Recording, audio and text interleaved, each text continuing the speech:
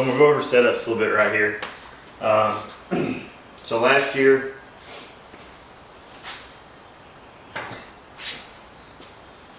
I was shooting Matthews Triax. It's got 60-pound limbs on it. Got a little ultra rest right here and an XL 3-pin slider. I love this bow. I killed a lot of deer with this bow. Had it for about 4 years now. It's been all over the place. Colorado, Illinois, Missouri, Tennessee, Alabama. But got an opportunity this year, kind of decided to swap it up. But I'm just going to go over some different setups. Like I said, this is the Matthews Triax, the XL 3-pin slider with a ultra rest drop away, 60-pound limbs. And this year, I got the opportunity to upgrade. I got a Matthews lift, running a ripcord drop away arrow rest with the HHA Tetra Max 2-pin vertical slider. Looking at a couple different setups. So this has got the 70-pound limbs. Looking at a couple different things as far as arrow setup goes. A few years ago, I was shooting Easton Axis arrows, which tend to be a little bit heavier.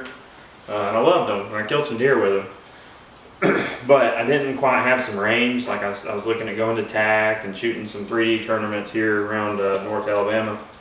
But I didn't really have the opportunity to because my range was extremely limited. Especially 60-pound bow, I was shooting like a 460 grain arrow. So my range was limited to like, I don't know, 60, 70 yards for the most part. So this year, like I said, I'm looking at playing around with a couple different things, but last year, what I ended up doing, I switched to the RIP TKOs, using the Iron Will Hybrid Hunter main with the Fire knock. I actually used Iron Will hit inserts and Iron Will collars, and I was running a Valkyrie Blood Eagle 150 grain.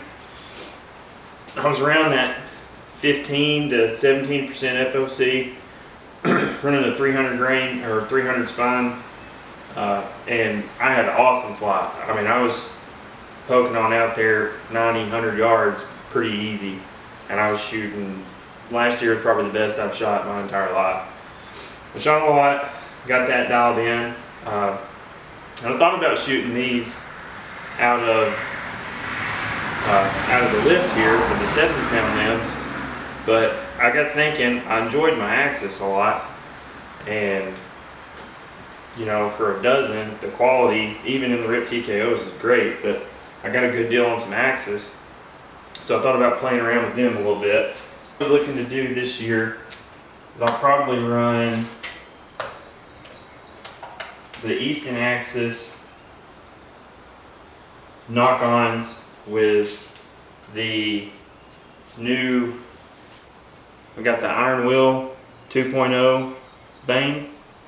I've got an Iron Will hit insert, Iron Will collar, and here's your Iron Will wide 125. This arrow builds out to be about 470. Coming out of the 70-pound lift, it is absolutely screaming. For a little bit closer, you know, I'm not going to shoot TAC, I'm not going to shoot any tournaments with this arrow, but having this HHA sight where you can change the dials on it, I'm thinking about doing a couple different setups. I'll probably keep shooting 150s out of the RIP TKOs, and I'll probably shoot the 125 Iron Wills, and I might get some Evolution expandables for the heck of it. But that's kind of what I'm looking at this year. Pretty sick little setup here we got going on right here. I don't know, it's probably not going to focus. But anyways, I'm going to try to do a little breakdown on my setup, shoot a little bit, and I'll probably cut some arrows and do some build for you. But that's what I'm looking at this year.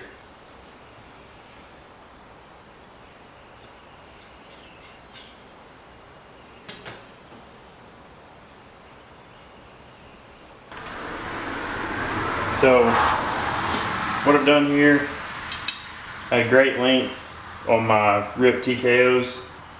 What I'm doing, measuring carbon to carbon, kind of how far apart that is. I measured that mark, and now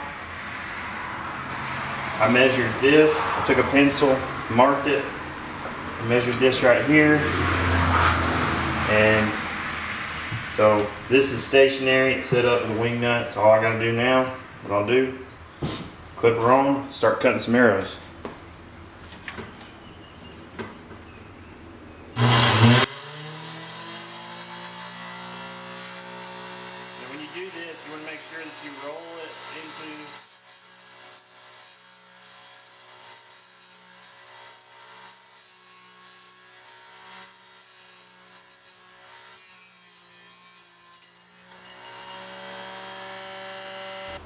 Now that I got everything cut, I'll take my squaring tool.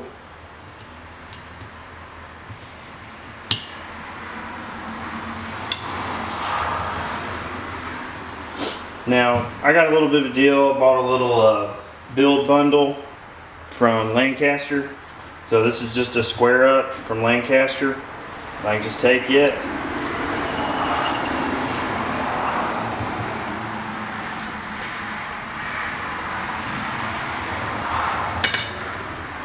I'll take that and just square them up.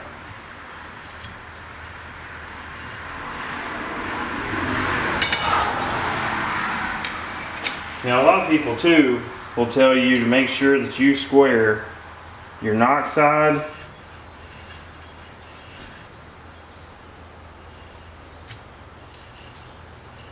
and they'll tell you to make sure that you square your knock side and your the side that you cut.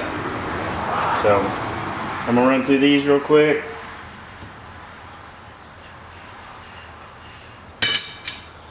Iron wheel has a great hit insert tool. It's hard to see, but this side down here is where you will where you put your insert and your collar and whatnot when you go to put it on. But it comes with a little wire brush. It's standard diameter. I think it's like .024. You can take it, kind of run it down in there, kind of scores up the inside, pull it out. It allows you to get a good clean on it. And again, if you score it up a little bit, it'll help your insert grab a little better. But I'll do this, and then I'll go back through it with the Q-tip and the acetone once I get done with this.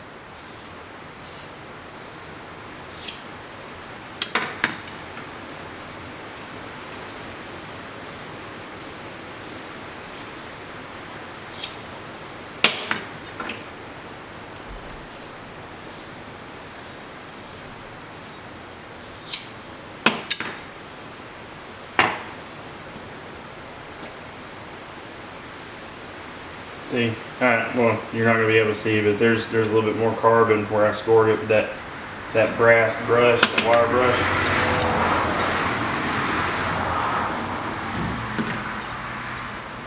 I may overdo it, and I know that there's tons of different videos on the internet about this, and quite frankly, I've watched dang near all of them, but you're allowed to kind of do it your way. That's the fun about this. You can play with it. I know a lot of us don't have, for me, you know, I'm kind of balling on a budget here. I got a great deal on a lot of the stuff I have. Lancaster has sales. I know Iron Wheel has sales sometimes. But I got 99% of my stuff used or on sale. So there's that. What I'll do, I'll take a little piece of paper towel, make sure my mat's good and clean.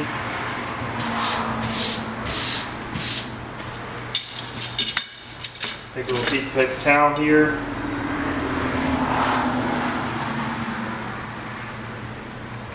So I got some acetone, and I will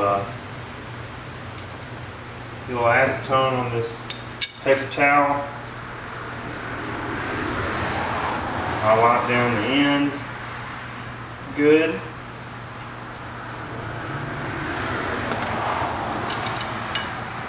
Again, like you're talking about very minute details, but doing this helps get your carbon good and clean and allows your adhesive, whether it be hot melt or some form of just glue, super glue. And I apologize, I'm in my garage, so there's a little bit of background noise. Got some bad weather rolling into North Alabama today, so I'm off work, just using this to my advantage to get some stuff done around the house and build some arrows out. Got that good and clean. I'll take this, get a little bit on the end of my Q-tip, and I'll just do the same thing. Up, down, up, down, up, and down.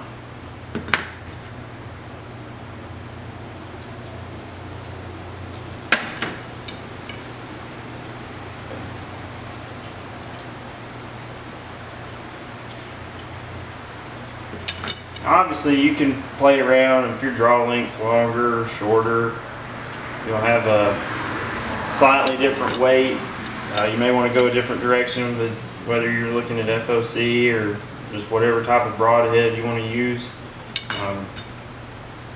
Iron wheel, I don't need a whole lot of weight up front or in my components. I like to leave the weight in my broadhead. That way I can just change my broadhead, go a different direction on whatever I'm trying to do.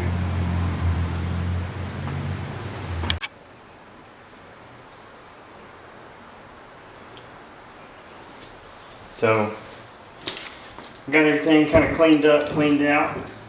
What I'll do now, get these inserts out, ready to go.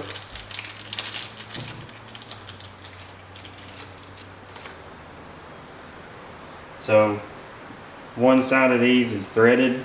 Make sure you don't glue those in upside down. I'm not going to say that I have, I'm not going to say that I haven't. But you just take that, put it on there like that right there, on the end of your insert tool, and then shove it down in the end. So I've used my little wire brush on the inside and the outside now. So what I'll do is I will put my insert on the end of this. Got my insert iron is what I've been using. But it's been fine. I mean, if that's not what you want to use a hot melt or something else, you're more than welcome to do that. But I'll just take a little bit.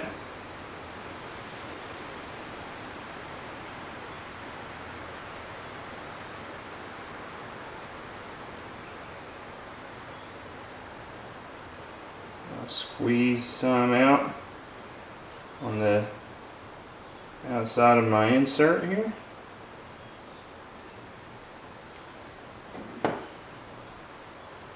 I'll take it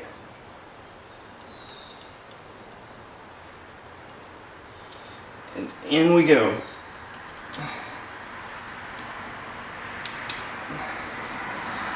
Once it's in there, I'll take some paper towel here, wipe off that. I'll wipe off my tool. That way I don't end up accidentally gluing something in there. And I'll take my tool and I'll just double check that I got it in there good. If it seeds all the way down to the top of the brace, you're good. Now, it wants to fight me a little bit, but remember I've got glue or insert iron in there. So I got that on there, we're all good. I will clean up the end of this one more time. And next, I'll take my collar. Now, I've already acetoned the outside of my arrow. So my collar should just fit right over the top like that right there. Beautiful, beautiful, beautiful. And I'll kind of do the same thing. Put a little bit of glue or insert iron.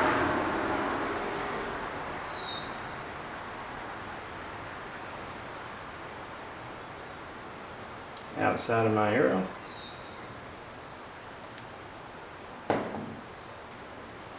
Take my collar, slip it down. I'll twist it and I'll twist it.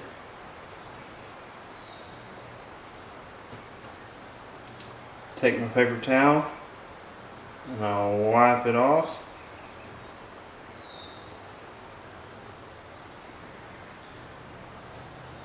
Now the cool thing about the insert iron, all that, the only thing is this does take, you know, you give it like 72 hours to cure. Other stuff cures faster. But what I'll do, I'll just let that sit. Normally give it about an hour or two and it's on there pretty good.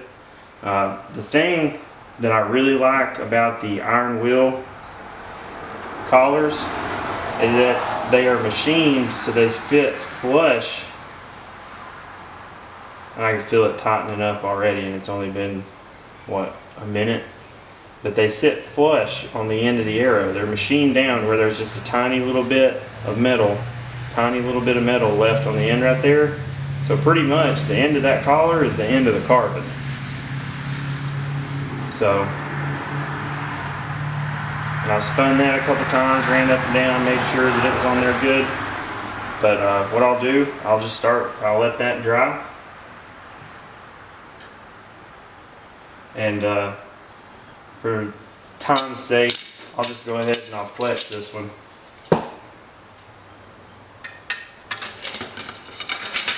I got my saw off, so I'm not worried about turning it back on. But so anyways, I've got this on here. I'll give that like 72 hours to cure.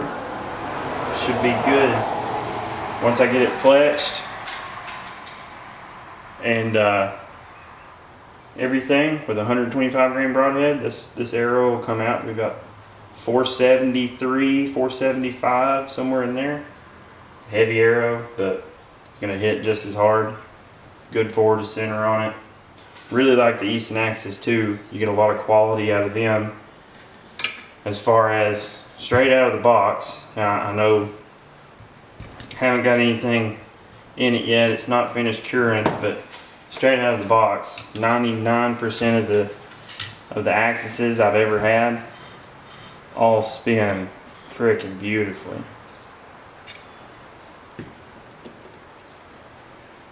So there you kind of got that. Short, quick, and easy.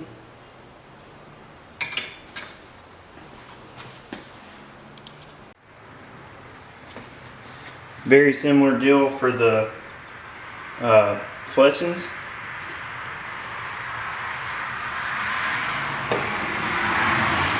Take some acetone, kind of rub the end of it down. You would not think this. Clean arrow, haven't done anything with it. Literally just been kind of sitting here waiting to be built out. I'll take some acetone, clean it up. Give it about, I don't know, maybe a minute to dry. Now I've got this Bitzenberg fletching jig. Took me a little bit to figure it out, but had to play with it. Came with a little jig tool, get it set up. And I got it set up nice and good, where I'm putting a 3-degree helical on it. Something I like to do, I really liked where my fletchings were on the carbon for my last arrows. So what I'll do, I'll take the end of my jig and I'll double check that. And what I'm doing is I'm making sure the end of my fletching jig should be at the end of my carbon, roughly. So, because the way that your knock sits in here, your carbon should be right at the end of this jig right here. So I'll take it, I'll get the end of my jig to my carbon, I'll find out where the back side of my fletching is. It's that mark right there. So I know it's the third big mark.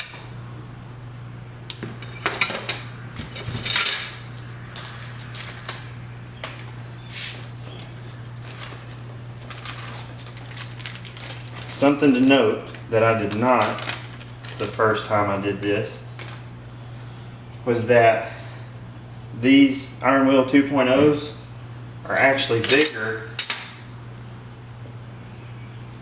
They are longer and a little more sturdy than the other ones.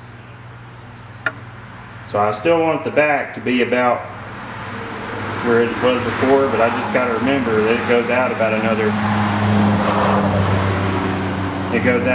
½ inch right here.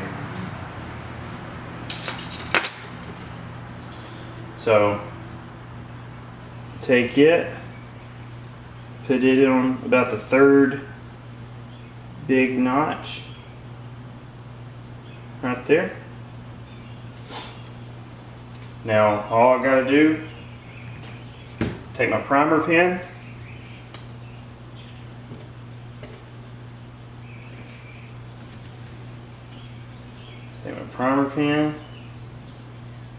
prime this, take my Bondi spray,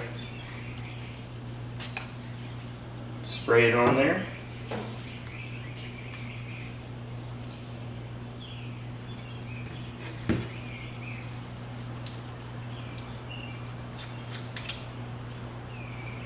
A little fletch fuse. Now I would advise, I did this in the house the other day. I do not think I would advise doing this in the house, because the Insta-Fletch and the primer pen are very strong smells. So I'll lay a good coating down on there. Make sure that's seated good.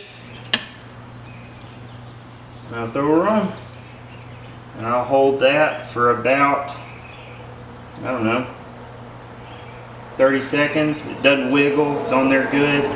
Got good contact on the fletching itself to the carbon. Like I said, I'll let that sit for about, I don't know, 30 seconds. And I'll double check and make sure I'm seated on there real good. It looks flush. Looks good, got good contact. Now something I watched and noticed, you like to leave about, it's going to be hard to see here,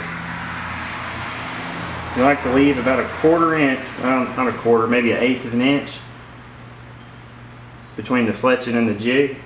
Now that's for AAE style arrows. If you watch their video on how to fletch an arrow, I'll let that sit for just a second.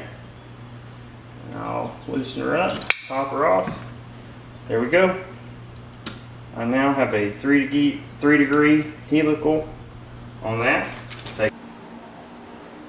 Sorry about that. So like I said, I got my arrow fletched. It's seated top to bottom. I'll take a little piece of paper towel, kind of wipe the glue down, make it look a little less shoddy. I like to use, I'd rather use plenty of glue than not enough, personally. I mean, it's not a big deal, but and I'll take this and I'll dot the front.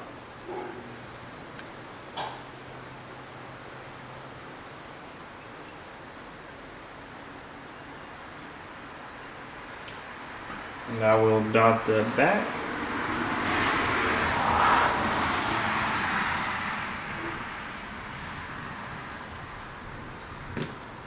And then I'll just let that cure for about a day.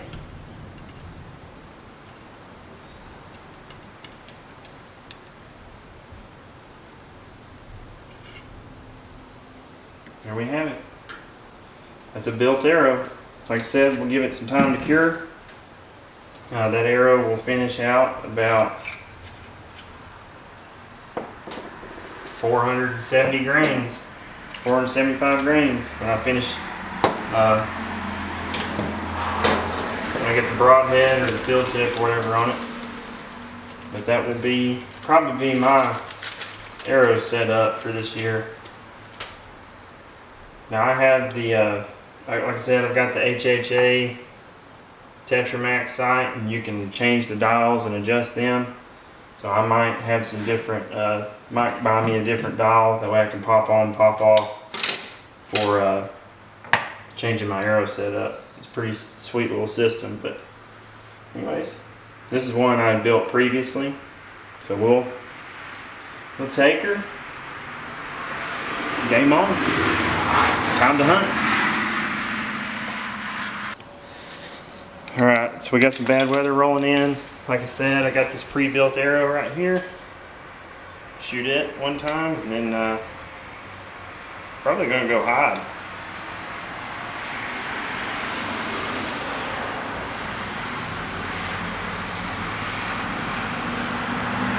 I'll let these trucks pass.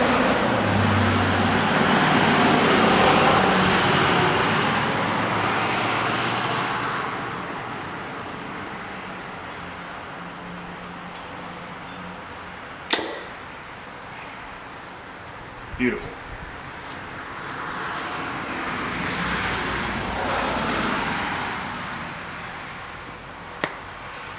Tornado time.